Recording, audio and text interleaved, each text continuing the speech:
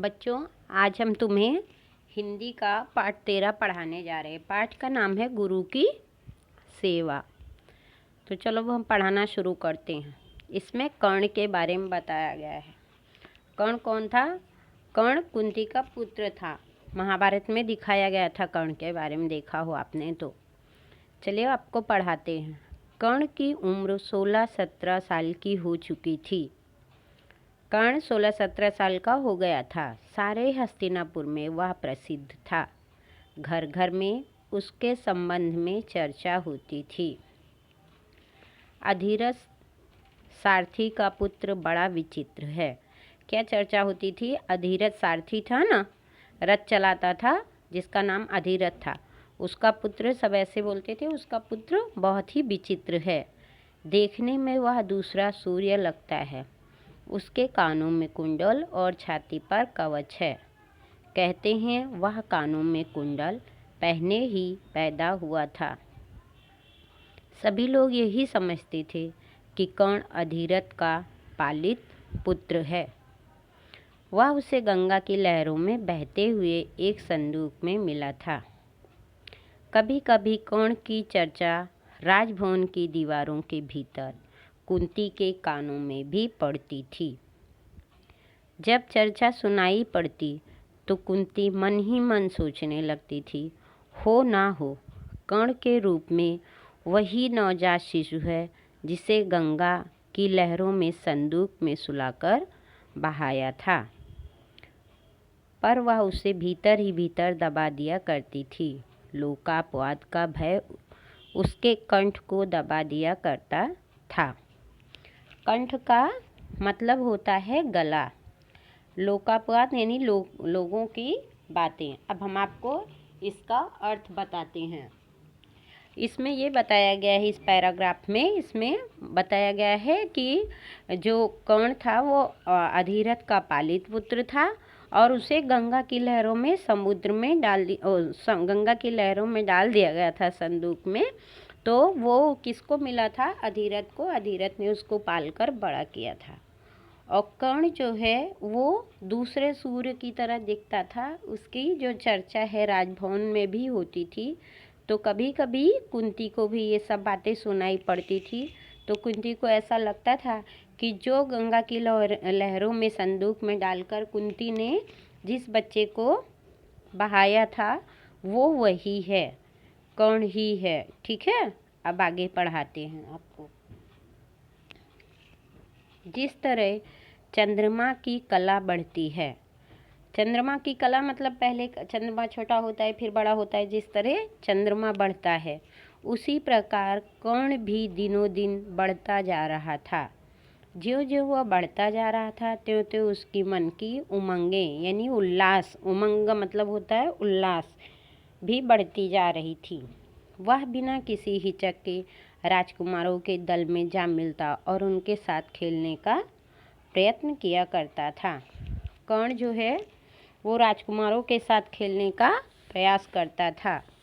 आगे बताते हैं कि आगे क्या लिखा हुआ है ना। कर्ण जब राजकुमारों को द्रोणाचार्य से बाण विद्या सीखता हुआ देखता था तो उसके मन में भी बाण विद्या सीखने की अभिलाषा यानी इच्छा उत्पन्न हुआ करती थी।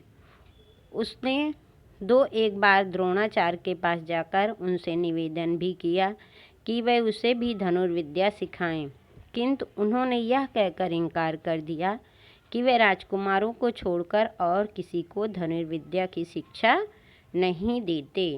यद्यपि द्रोणाचार्य ने कर्ण को निराश कर दिया था, किंतु वह निराश नहीं हुआ। वह निराश होने वाला था ही नहीं। वह सूर्य का पुत्र था। उसके हृदय में निरंतर आशाओं का तरुण सूर्य हंसता रहता था।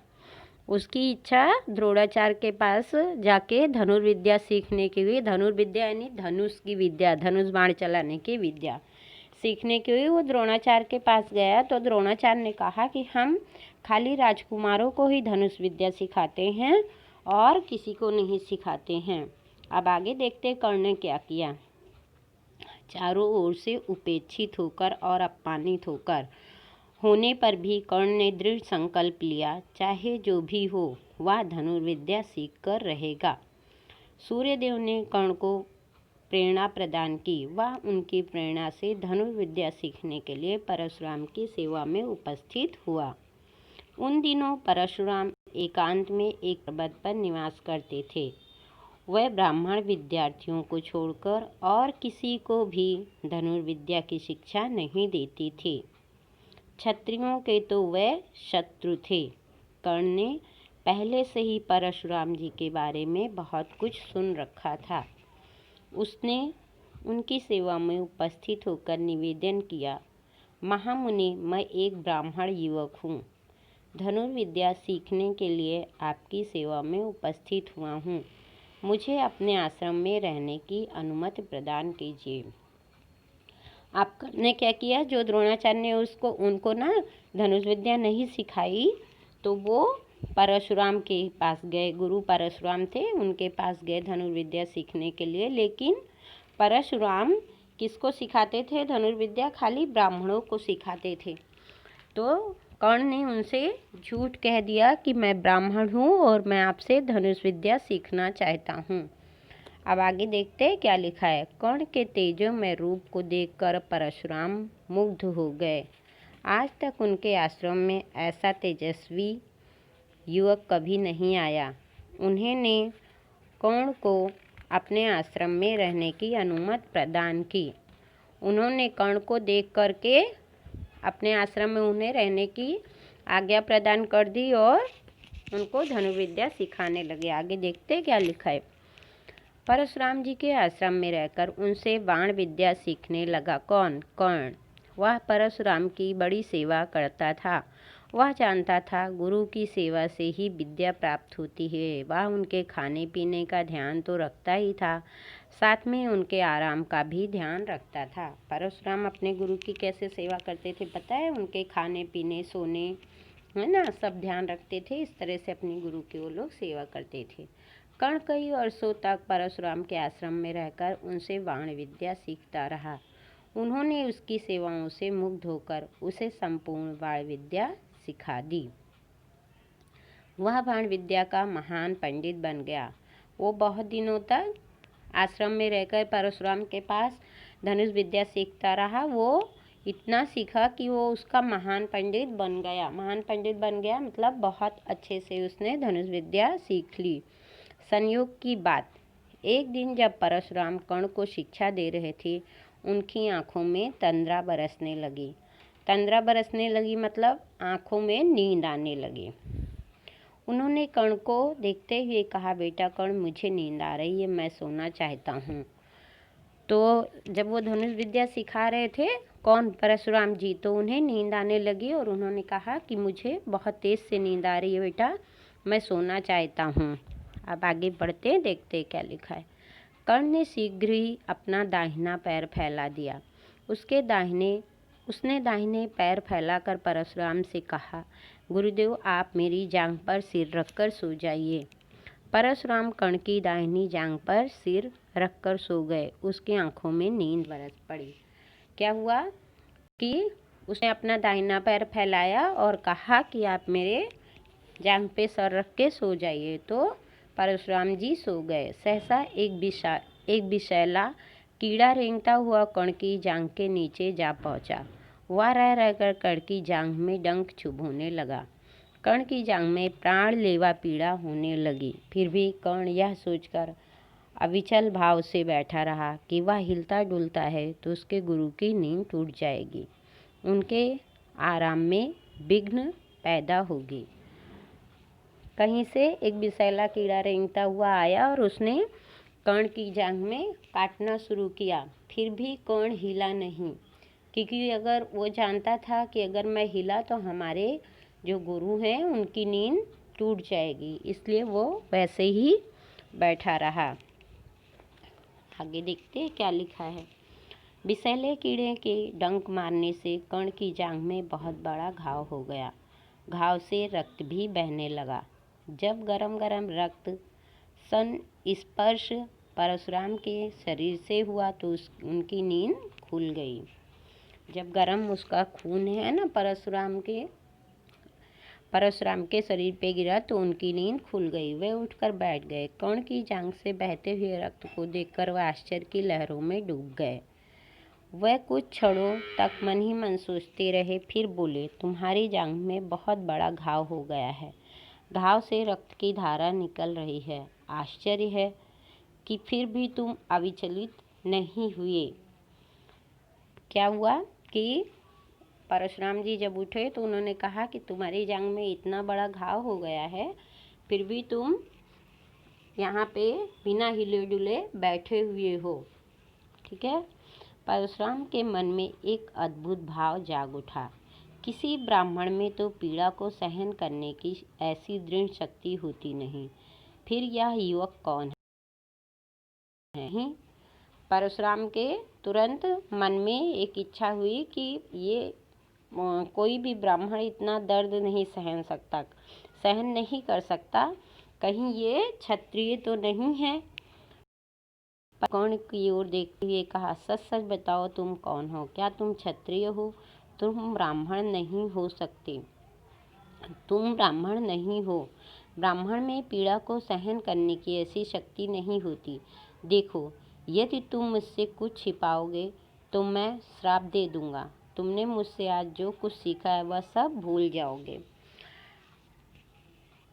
परशुराम ने कर्ण से कहा कि तुम बताओ कि तुम कौन हो। तुम ब्राह्मण तो हो नहीं सकते, क्योंकि ब्राह्मणों में दर्द सहन करने की शक्ति नहीं होती है। सच बताओ, कहीं तुम क्षत्रिय तो नहीं हो? तुमने मुझसे झूठ क्यों बोला? कर्ण डर गया। उसने अपनी पूरी कहानी परशुराम जी पर प्रकट कर दी। वह उस पर क्रुद्ध तो हुए, किंतु उसके विद्या प्रेम को देखकर उनमें दया भी पैदा हो उठी। कहने लगे, तुमने मुझे धोखे में डालकर बाण विद्या सीखी है। अब तुम अद्वितीय धनुर्धर तो नहीं बनोगे, किंतु महान अवश्य बनोगे। कर्ण को परशुराम ने कहा कि तुमने हमसे झूठ बोलकर बाण विद्या सीखी है, इसलिए तुम अद्वितीय तो धनुर्धर नहीं बनोगे, लेकिन एक महान जरूर बनोगे। क्या महान बनोगे? धनुर्धर। ओके, चलो ये पाठ आपका ख़त्म हो गया। इस पाठ को आप अच्छे से पढ़िए। अब हम आपको इसका स्वाध्याय कराएंगे। ठीक है बेटा, स्वाध्याय कराएंगे, वो आपको अपनी कॉपी में सब लिखना होगा, है ना। चलिए, पाठ 13 गुरु की सेवा। ठीक है, उसका स्वाध्याय है। पहला प्रश्न है, निम्नलिखित प्रश्नों के उत्तर के लिए दिए गए विकल्पों में से सही विकल्प चुनकर उसका क्रम अक्षर यहाँ जो चौकोर बना है उसमें लिखना है। पहला है, कर्ण की उम्र कितनी हो चुकी थी? तो कर्ण की उम्र 16-17 वर्ष। तो यहाँ पे क नंबर सही है, क नंबर यहाँ लिखना है। दूसरा है, कर्ण के कानों में और छाती पर क्या था? तो पहला सही है, कुंडल और कवच। तो यहाँ आ लिखना है। कर्ण किसका पालित पुत्र कहा जाता था? अभिरथ का। तो यहाँ पे आ नंबर यहाँ पे भी सही है। चौथा, किसने कर्ण के जन्म के देने के तुरंत बाद गंगा की लहरों में संदूक में डालकर बहाया था? कुंती ने। यहाँ पे 12 नंबर। इस तरीके से यहाँ पे 10 दिए हुए हैं, हमने आपको करके बताए हैं। इसे आप अपनी कॉपी में नोट करते जाइए बेटा और पढ़ते भी जाइए। ओके, ठीक है। नीचे दिए गए कोष्ठक में से उचित शब्द चुनकर रिक्त स्थान भरिए। अब यहाँ पे रिक्त स्थान यानी खाली जगह भरनी है आपको।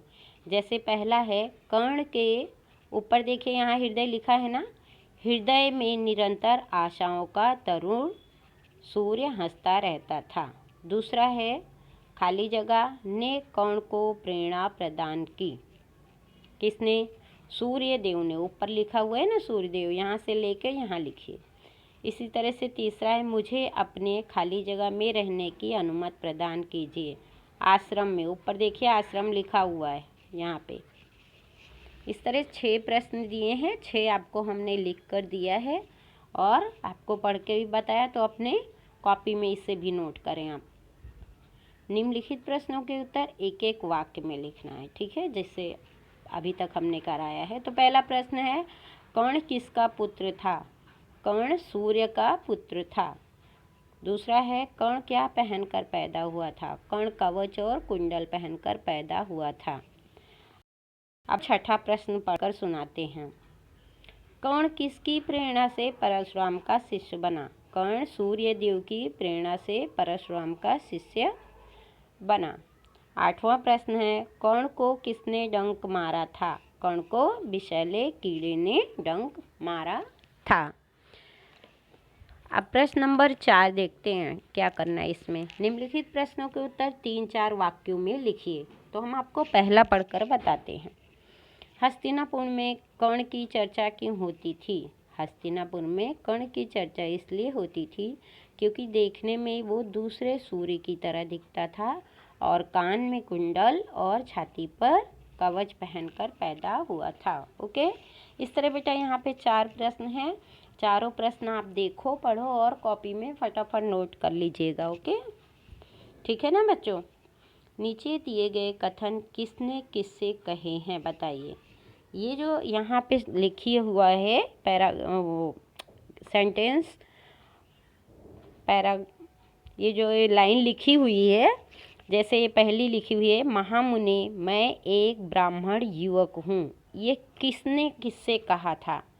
जैसे महामुनि मैं एक ब्राह्मण युवक हूँ यानी कि कर्ण ने परशुराम जी से कहा था। ठीक है। दूसरा, मुझे नींद आ रही है, मैं सोना चाहता हूँ। अभी हमने तुम्हें किताब से पढ़ाया कि परशुराम जी से ये बात परशुराम ने कर्ण से कही थी, मुझे नींद आ रही है, मैं सोना चाहता हूँ। तीसरा है, आप मेरी जांघ पर सिर रखकर सो जाइए, कर्ण ने परशुराम जी से कहा था। चौथा देखिए, सच सच बताओ तुम कौन हो, परशुराम ने कर्ण से कहा था। अब यहाँ पे समानार्थी शब्द लिखने हैं जो हमने आपको लिख कर दिए हैं, तो देखिए और लिखिए उसे अपनी कॉपी में। दूसरे देखिए, नीचे दिए गए शब्दों के विरुद्धार्थी शब्द लिखने हैं, तो ये भी देखिए 7 नंबर क्वेश्चन है प्रश्न, उसको भी आप अपनी कॉपी में लिखिए। जैसे प्रसिद्ध का अप्रसिद्ध, अपमानित सम्मानित। ठीक है। अब आगे देखते हैं 8 नंबर प्रश्न। नीचे दिए गए कोष्ठक में से उचित शब्द चुनकर रिक्त स्थान भरिए। का दिया गया है की, के, को। अब पहला दिया है, घर घर में कर्ण की चर्चा होती थी। दूसरा, कर्ण सूर्य का पुत्र था। तीसरा, सूर्यदेव ने कर्ण को प्रेरणा दी। चौथा, कर्ण के मन में धनुर्विद्या सीखने की चाह थी। इसी तरह उदाहरण के अनुसार लिखिए, जैसे सब्जी सब्जी वाला, बांसुरी बांसुरी वाला, या आप अपनी कॉपी में नोट करो। अब 10 नंबर प्रश्न है, निम्नलिखित मुहावरों के अर्थ देकर उनका वाक्य में प्रयोग कीजिए। आँखों में तंद्रा बरसना यानी कि खूब नींद आना, अभी तुम्हारी पाठ में ये शब्द आया था, हमने आपको पढ़ाया था। तो पढ़ते पढ़ते मेरी आंखों में तंद्रा बरसने लगी। इसी तरह मैंने दूसरा और तीसरा भी आपको बेटा लिख कर दिया है, तो ये सब अपनी कॉपी में आपको नोट करना बहुत ज़रूरी है। आप अपनी कॉपी में नोट करते जाइए, ठीक है ना। 11 नंबर प्रश्न, निम्नलिखित शब्द समूह के लिए एक एक शब्द लिखना है। जैसे दान देने वाला दानवीर, शौर्य दिखाने वाला शौर्यवीर, धनुष धारण करने वाला धनुषधारी, चक्र धारण करने वाला चक्रधारी। अब यहाँ पे क्या है, कोष्ठक में से महाभारत के पात्रों के नाम उदाहरण अनुसार ढूंढकर लिखिए। यहाँ पे हमने आपको लिख कर दिया, इसे देखिए और लिखिए। 13 नंबर प्रश्न देखिए, वो भी मैंने आपको लिख कर दिया है, तो आप उसके देखकर कॉपी में नोट करते जाइएगा। ओके, ठीक है ना बच्चों। अब हम आपको 14 नंबर प्रश्न पढ़ के बताते हैं। कर्ण के विषय में 10 वाक्य लिखिए। ठीक है, तो 10 वाक्य हमने यहाँ पर आपको लिख कर दिया है, वो अपनी कॉपी में आप नोट करिए। पहला है, कर्ण कुंती और सूर्य का पुत्र था।